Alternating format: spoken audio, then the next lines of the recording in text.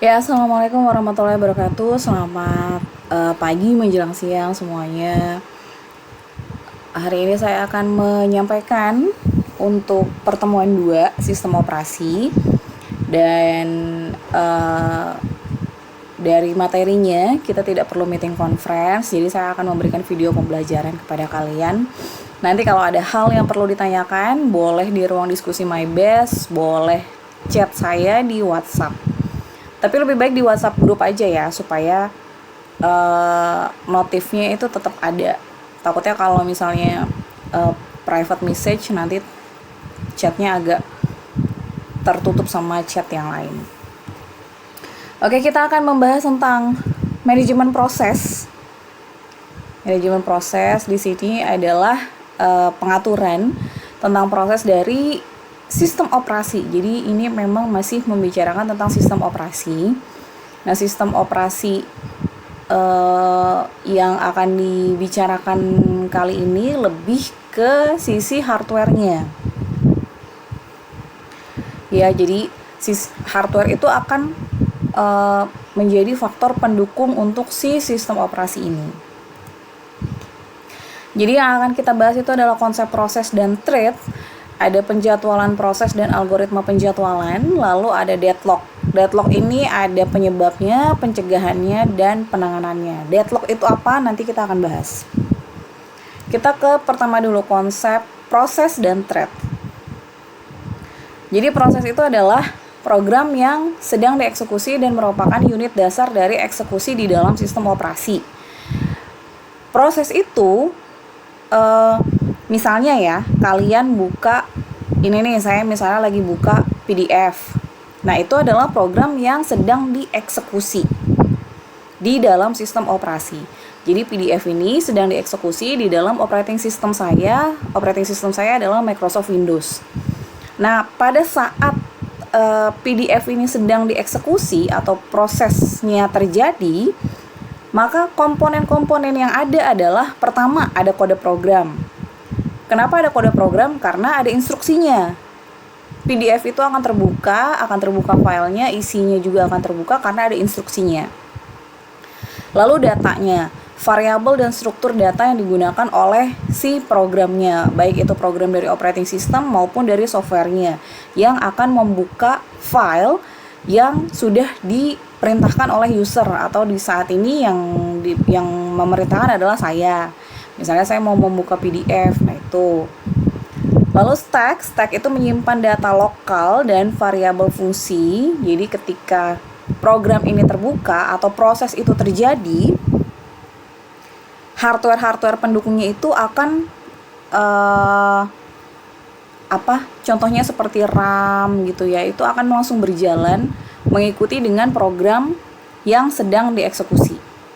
Lalu heap itu memori dinamis yang dialokasikan selama runtime. Jadi selama saya membuka program ini atau proses terbukanya program yang sedang dieksekusi ini terjadi, memori itu sudah dialokasikan sendiri sehingga program ini bisa tereksekusi dengan baik. Lalu ada proses control block. Itu adalah struktur data yang menyimpan informasi tentang proses. Apa saja? Itu contohnya ada program counter atau biasanya dibilangnya PC ya. Lalu ada register CPU, ada informasi manajemen memori. Jadi kalau misalnya kita Ctrl Alt Del, nah kebuka deh tuh informasi manajemen memorinya kayak apa, dan terlihat program apa yang sedang dieksekusi. Jadi proses itu akan terlihat di sana.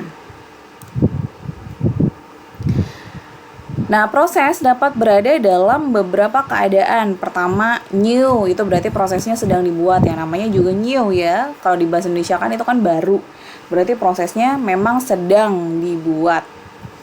Running, instruksinya sedang dieksekusi atau programnya memang sudah running atau sudah dalam proses eksekusi.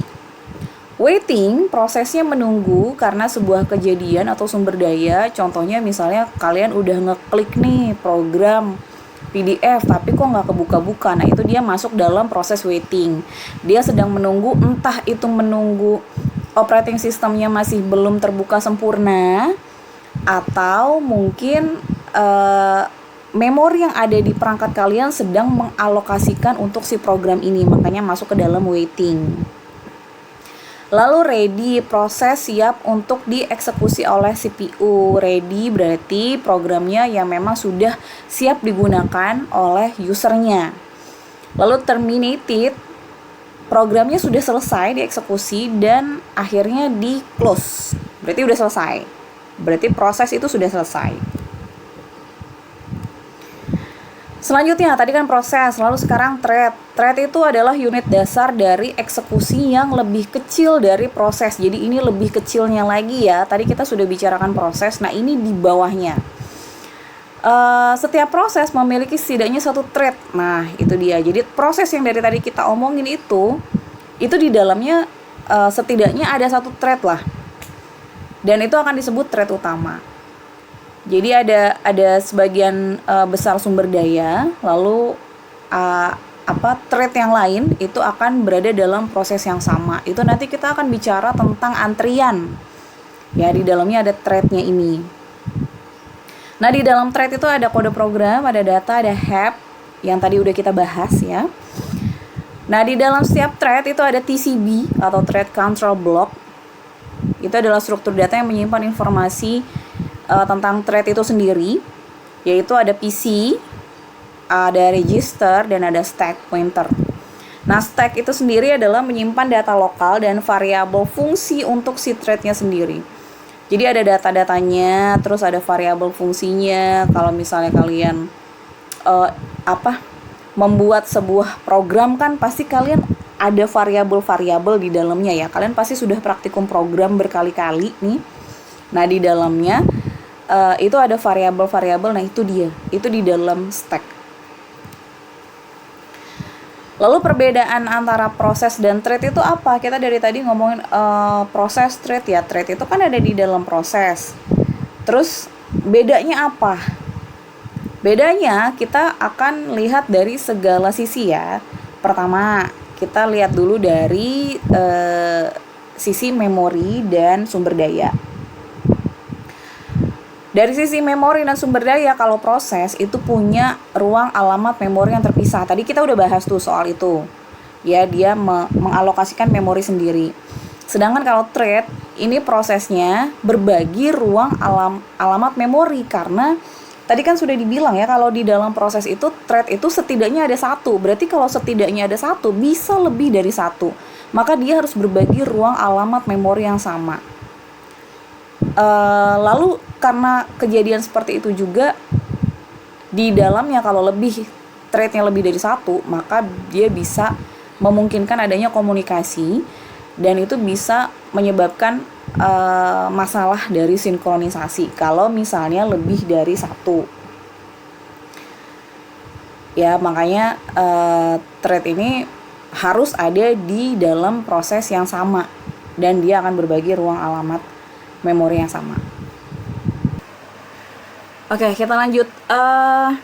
Yang kedua itu adalah pembuatan dan penghancuran. Kalau proses itu akan membuat dan menghancurkan proses, butuh lebih banyak overhead karena tadi dia akan mengalokasikan memori yang terpisah. Jadi kalau untuk menghancurkan atau membuat suatu proses, menghancurkan itu terminated ya, atau diberhentikan prosesnya, itu dia butuh banyak overhead karena sudah dialokasikan memorinya atau memorinya itu terpisah. Lalu kalau thread, membuat dan menghancurkannya lebih ringan karena sebagian besar sumber dayanya dengan thread ada di dalam proses yang sama. Tadi kan udah dibilang kalau thread itu pasti berbagi ruang alamat memori. Jadi kalau misalnya dibilang selesai prosesnya atau threadnya, maka dia langsung dihancurkan atau dihilangkan data-datanya itu lebih cepat dibanding proses karena sudah tergabung tadi memorinya. Kalau proses kan terpisah tadi, dia memisahkan diri memorinya. Lalu komunikasi antar unit komunikasi antar unit atau di sini komunikasi antar proses itu memerlukan mekanisme khusus seperti message passing, share memory, atau pipes. Jadi beda-beda ya. Kalau thread itu lebih mudah karena mengakses datanya bersama secara langsung atau bersamaan. Jadi ini tetap hubungannya dengan memori. Kalau proses itu kenapa mekanisme khusus? Karena alokasi memorinya dia terpisah. Kalau thread kenapa dia bisa lebih mudah? Karena dia memorinya barengan tuh, dia berbagi ruang memori tadi. Makanya dia lebih cepat. Lalu dari keamanan dan stabilitas, kalau proses itu punya ruang alamatnya kan tadi terpisah.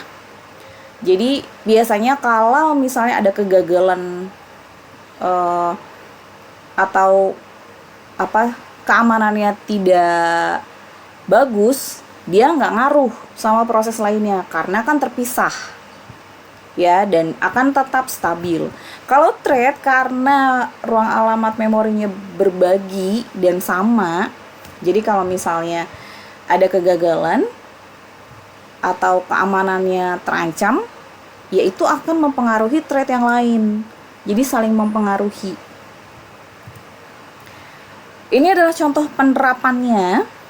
Contoh penerapan kalau proses itu adalah sebuah aplikasi misalnya seperti browser, web, atau ini nih yang lagi saya buka PDF.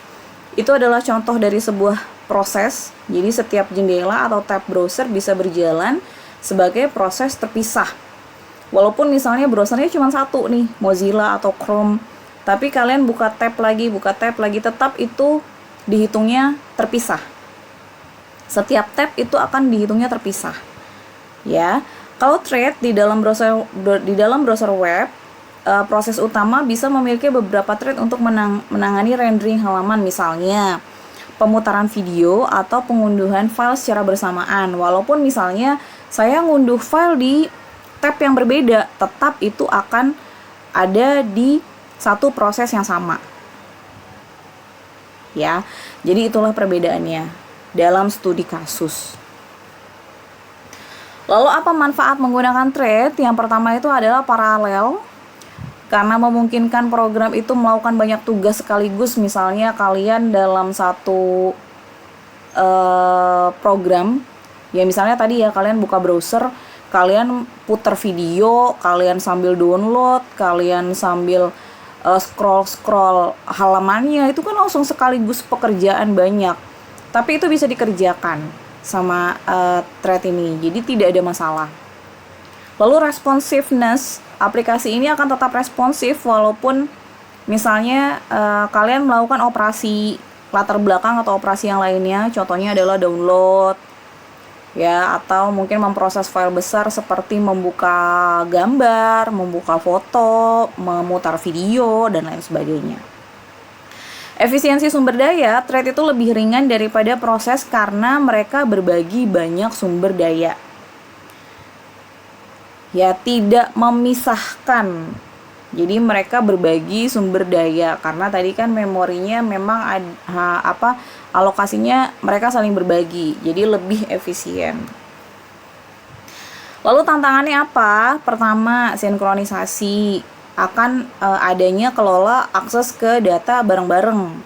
Karena tadi diingetin lagi, alokasi memorinya mereka berbagi. Jadi makanya akses datanya bisa bersamaan. Nah, sinkronisasi ini akan ada kondisi di mana seperti balapan gitu ya, race conditions. Karena mereka threadnya harus bareng-bareng menuju ke suatu proses, jadi kayak balapan nih. Misalnya gini nih, kalian lagi buka browser, kalian download iya, putar video iya, terus scroll iya, tiba-tiba videonya nggak keputer, lama.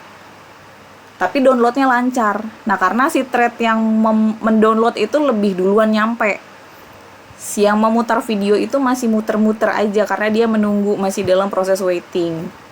Ya, itu salah satunya sinkronisasi. Lalu debug ini akan lebih kompleks kalau misalnya di thread dibanding debug untuk proses tunggal. Kenapa? Karena dia harus melakukan bersama-sama. Kalau misalnya kalian ingat-ingat, coba kalian pernah nggak buka browser, Terus kalian ngelakuin banyak hal di dalam browsernya, misalnya download iya, putar video iya, download gambar dan lain sebagainya, tiba-tiba hang.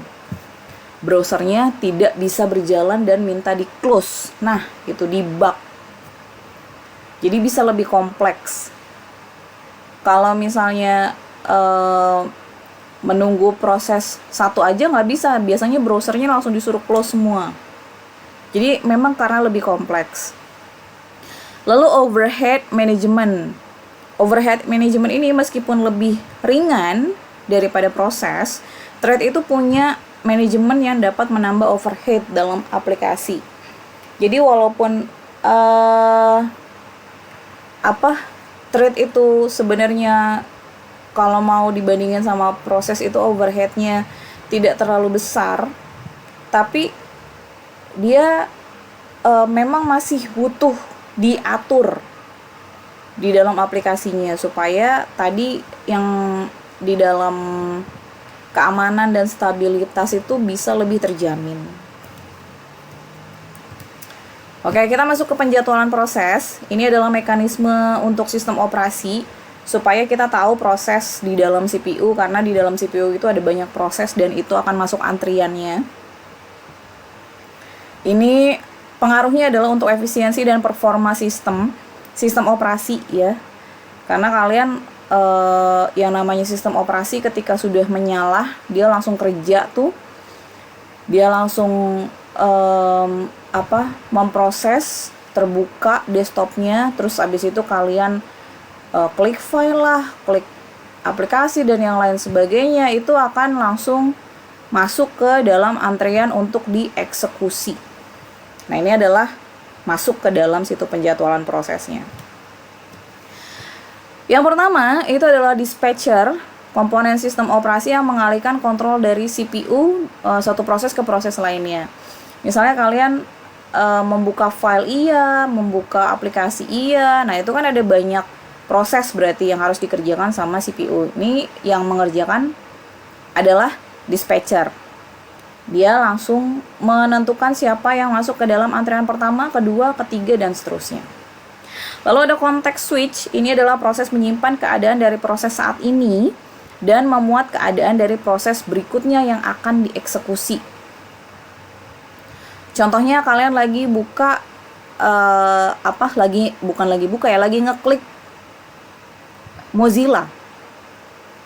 Dia sudah disimpan prosesnya dan sudah ditaruh di memori bahwa Mozilla ini akan terbuka, tapi dia sedang menunggu dieksekusi sama si usernya. Ya, jadi kalian akan ngapain nih sama si programnya atau prosesnya.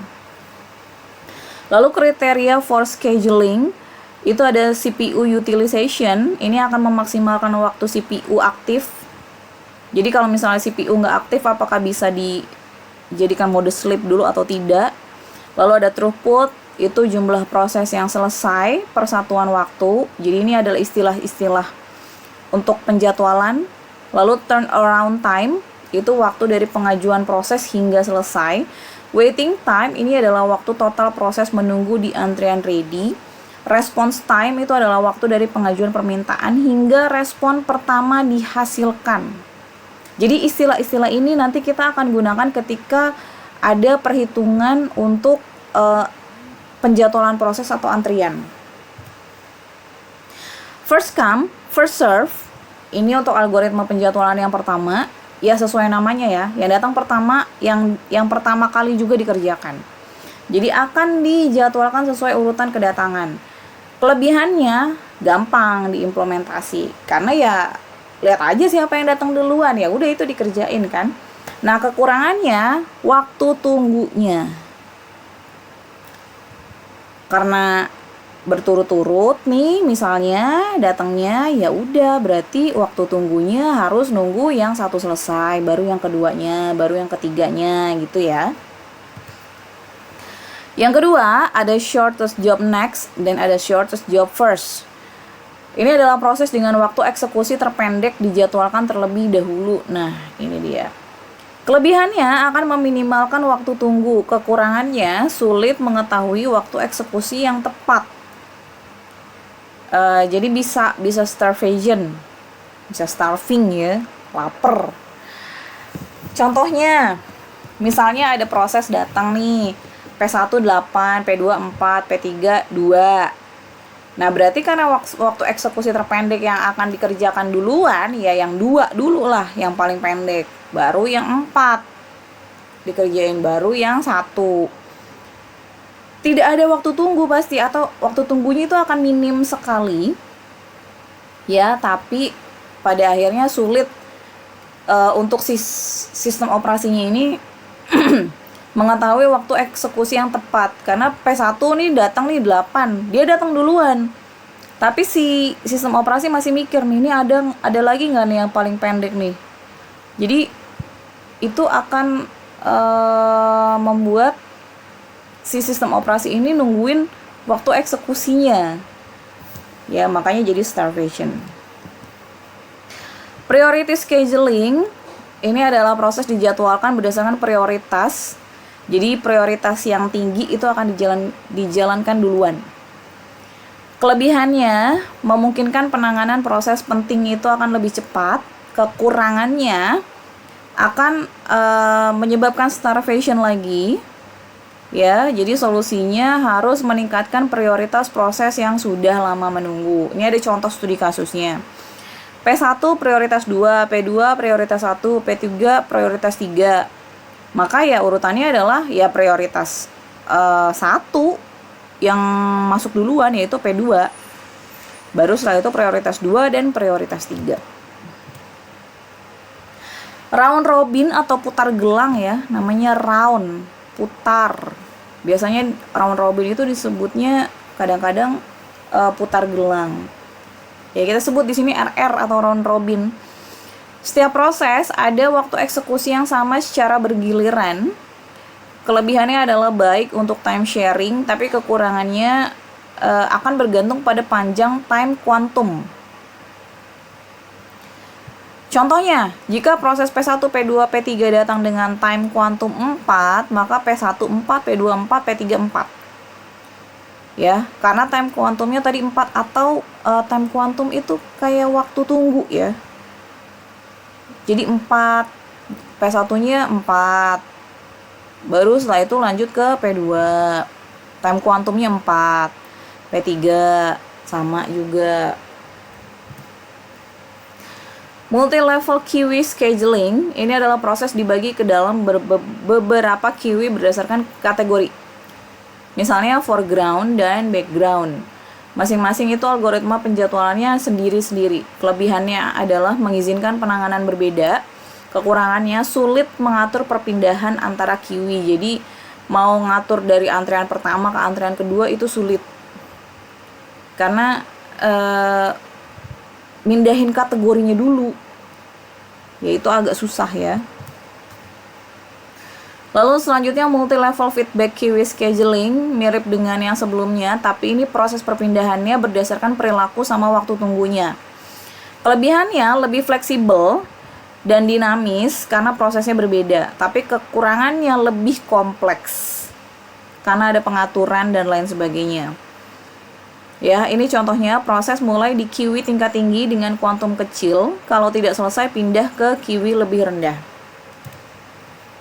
Ini contoh ilustrasi, misalnya ada P1, P2, P3 dengan P124, P23, P33. Kalau first come first serve itu urutannya P1, P2, P3. Ya tadi ya, seperti yang sudah dibahas. Waktu tunggunya itu tadi P1 0 karena dia akan dieksekusi duluan. P2 menunggu selama 24 karena nungguin P1 selesai. P3 akan menunggu selama 27 karena nungguin P1, dan P2 selesai 24 tambah 3. Waktu tunggu rata-ratanya ya udah tinggal ditambahin aja dan dibagi 3 karena prosesnya ada 3. Ilustrasi yang kedua ya, shortest job. Itu P1, P2, P3-nya masih sama angkanya, waktu tunggunya. P2-nya 0, P3-nya 3, P1-nya 6. P2 karena di serve terlebih dahulu atau dilayani terlebih dahulu, lalu P3 karena menunggu P2 selesai, jadi waktu tunggunya 3, P1 itu 6, tinggal 3 ditambah 3. Ya, waktu tunggu rata-ratanya tinggal ditambahin dibagi 3. Oke, yang lainnya juga sama cara perhitungannya. Kita masuk ke deadlock. Deadlock ini kondisi di mana 2 atau lebih proses saling menunggu. Jadi kita dari tadi udah ngomongin proses, penjadwalan, dan lain sebagainya. Deadlock ini ketika ada proses yang dia menunggu untuk melepaskan sumber daya yang dibutuhkan. Jadi deadlock. Ya, deadlock itu akhirnya sistem itu nggak respon.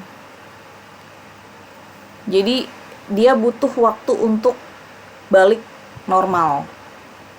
Kalau misalnya kalian mengalami, mungkin kalian akan bilangnya tuh hang ya. Wah, kok tiba-tiba programnya hang nih.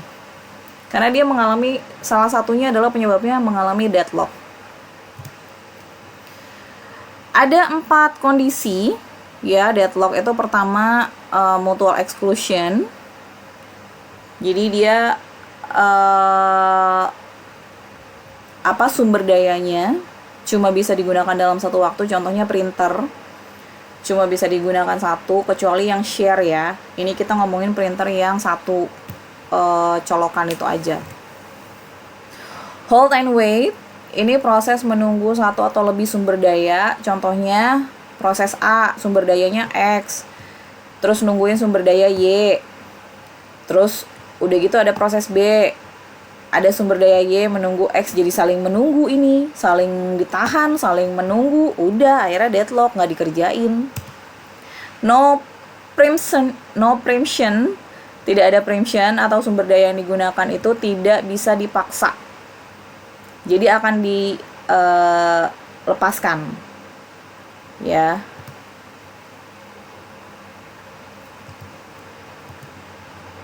Kok sama? Oke, lanjut.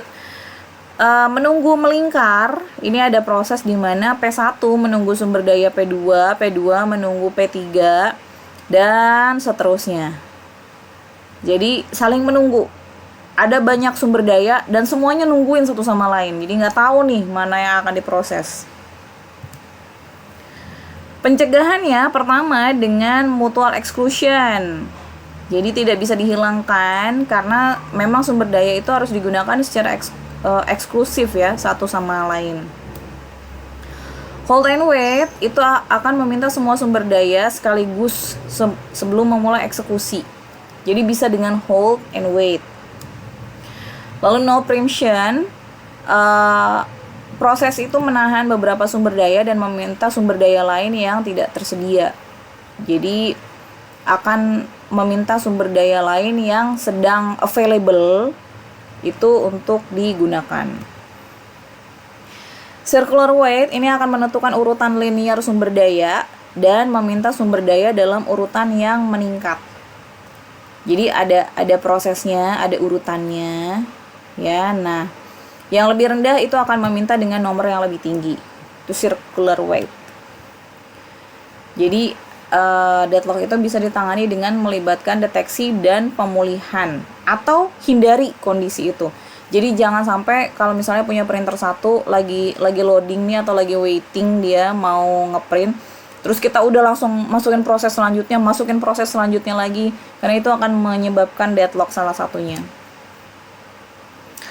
Deteksi deadlock jadi diperiksa secara periodik ya. Pemulihannya bisa preemption, tadi kan sudah dibahas ya, rollback dan terminasi proses. Jadi di close secara paksa supaya kita ulangin lagi prosesnya. Menghindari itu bisa dengan algoritma, lalu bisa dengan memberikan sumber daya itu prioritas ya, tapi lebih baik kalau misalnya penghindaran deadlock dengan poin 1 dan 2 yang tadi aja. Lalu ini adalah real life deadlock di kantor. Ini adalah contoh studi kasus ya. Ini contoh studi kasus ketika ada mesin fax. Mungkin mesin fax itu sekarang sudah nggak banyak yang pakai. Jadi ini adalah studi kasusnya.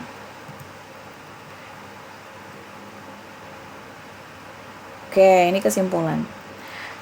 Ya, itu dia materi pertemuan 2. Kalau misalnya kalian ada yang mau ditanyakan, boleh di ruang diskusi dan di WhatsApp grup ya. Terima kasih atas perhatiannya. Selamat siang. Wassalamualaikum warahmatullahi wabarakatuh.